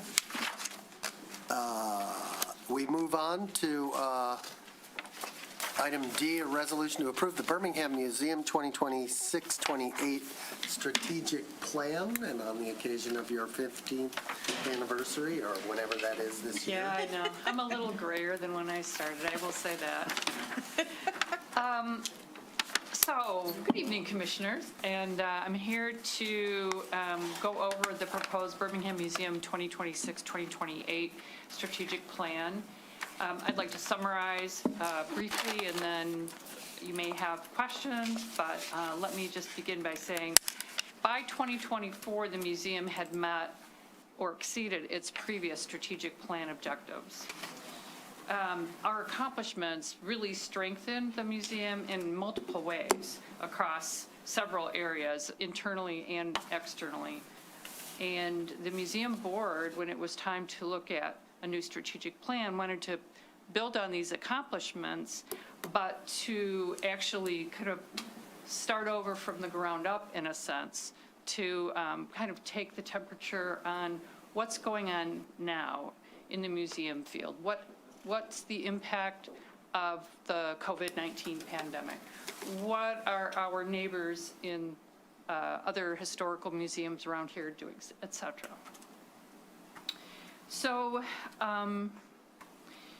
in general, what we did was look at the field over the last 18 months, look at the larger field of best practices, and as I mentioned, current trends, and look at also what the ordinance and our mission require us to do, and then as well to look at what is our community all about right now and what's happening there.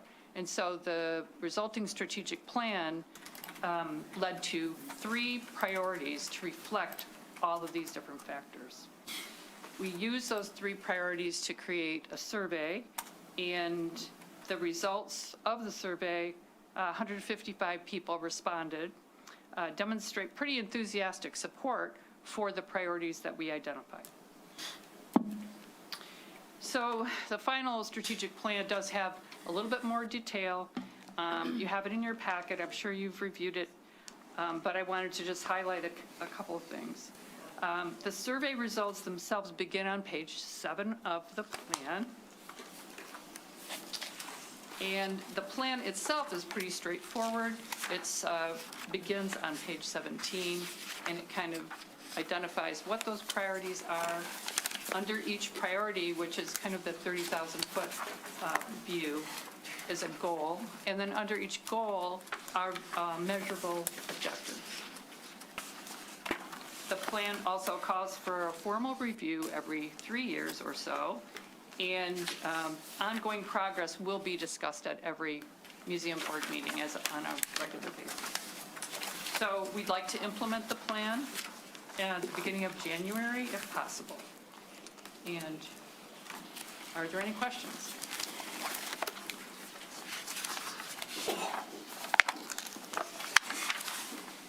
Commissioners?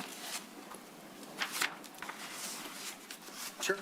Hey, Commissioner Host. am I allowed to make a resolution? Well, I have a question, but I can make. No, go ahead. So, this is just a general question. They say that journalism and newspapers write the first draft of history, right?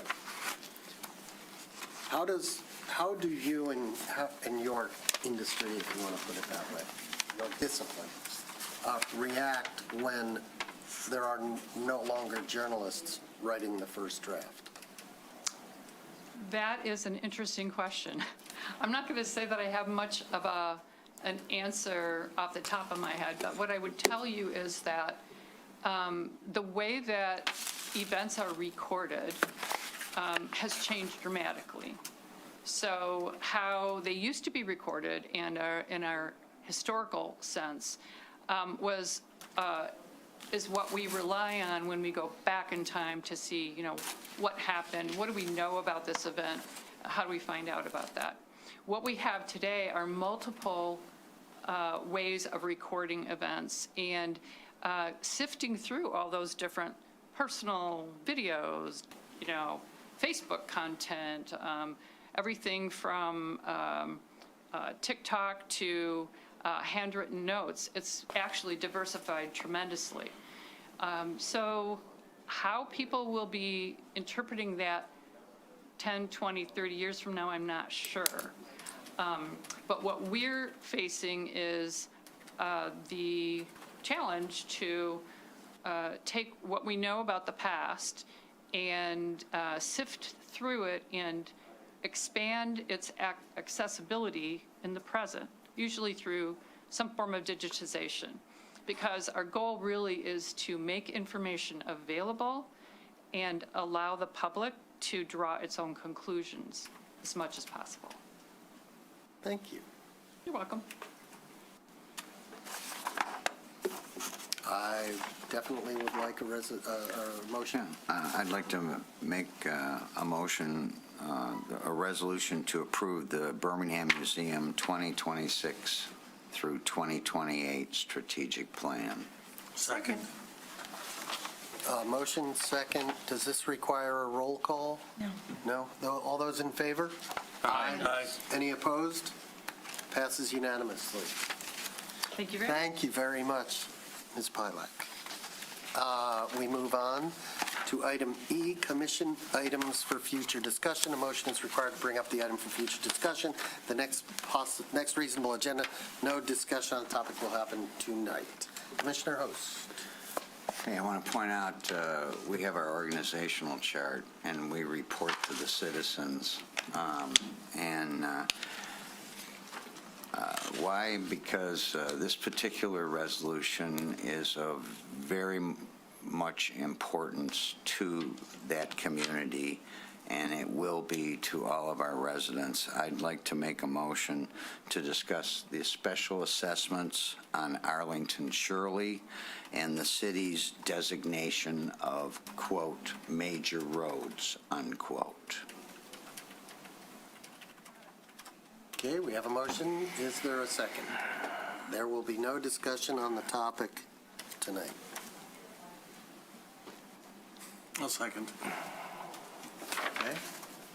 I suppose we can have discussion on the motion, brief, if anyone has an interest in discussing it, or we can move to a vote.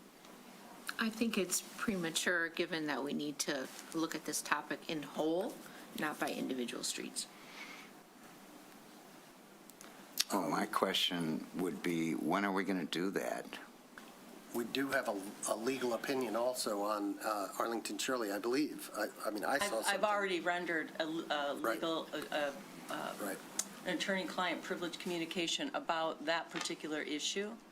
And I will say no more in public, but that a discussion on that is inappropriate. Please go back and review my legal opinion that I gave to you in attorney-client privilege communication as to those streets. I'm going to have to recuse. Chair's yours. Okay. I live on Arlington Shirley. You have to leave the room. Seriously? Okay. I need to go to the bathroom anyway. Call for the vote. Yeah, so let's just call for a vote. Roll call or voice? Just all in favor. I think I don't think we don't need a roll call. No. So just voice. Those in favor? Yeah. Those not in favor? Motion fails. Yes, 3-3. motion fails if it's a tie. Okay. I'll go get the mayor. He's going to the bathroom. Give him a minute. He went the other way. Anthony, he went that way. Oh, I think he is in the response. Give it a second. Probably can go on to any other. Any other commission items for future discussion? Okay, we can then move on to commission discussion of items from a prior meeting. Is there any? None. None? All right, can I have a resolution to meet in closed session? First, there's the business, well, now we'll have to wait till the mayor Now we have to comes wait, back. okay, And then I believe Commissioner Haig will be recusing himself. okay. Don't you dare. We're going to do any of the other items? We still have a quorum and a majority possible. You could vote on it. That particular has to be a 2/3 majority. So I prefer we wait for We the wait mayor, for but that? thank you. Do you, should we do the rest of the agenda, or do you want to wait and do it in order? Probably do it in order. Okay. You're back, you're good, Mr. Mayor? Good timing. Where are we? G. Item G. Oh, boy. I left him in the bathroom. Nope. There you go. On G. Item G, resolution, we have a resolution to meet in closed session, and I will allow the reader of the motion to read all that good stuff. I'll do it if you like. Please do.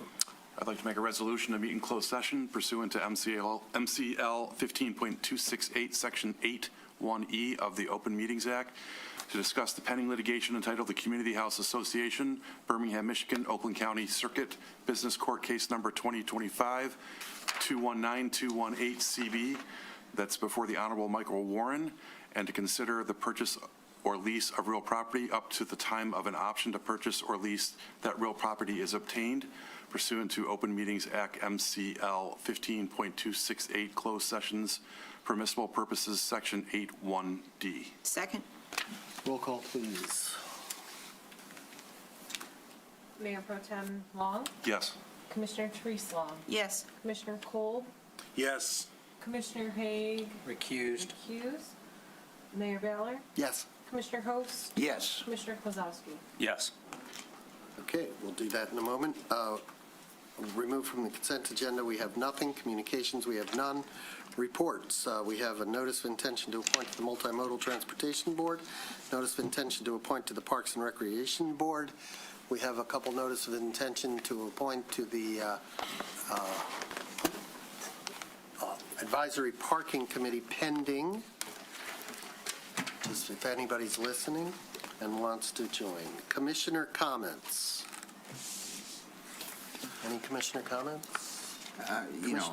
Can I just suggest on the communications that you might want to mention that we received 3 of them here tonight? Do we, Or no? help me out, do we do that? We received some communications. They will be in the next The next packet. communications. But we could refer Okay. to them while No, you don't have to. I put them back here. Okay. We have advisory boards, committees, commissioners' reports. Any? I will report that I was invited to a presentation today and attended at the Jewish Federation of Metro Detroit. A family who had been abducted on October 7th and came and spoke. It was quite emotional. They are, a husband and wife were abducted, survived. She spent a couple months in captivity. He spent a year and 3 or 4 months. And it was pretty interesting. So, Where was it? at the Jewish Federation, Oh, okay. which is on Telegraph, the Max, and Fisher. So that's my report. Legislation, none. City staff, none. Information only, none. And do we need to bang the gavel or anything that we're going into closed session? We'll be going into closed session, so recording continues. Recording pauses. while we're Recording in closed pauses. session. Yes.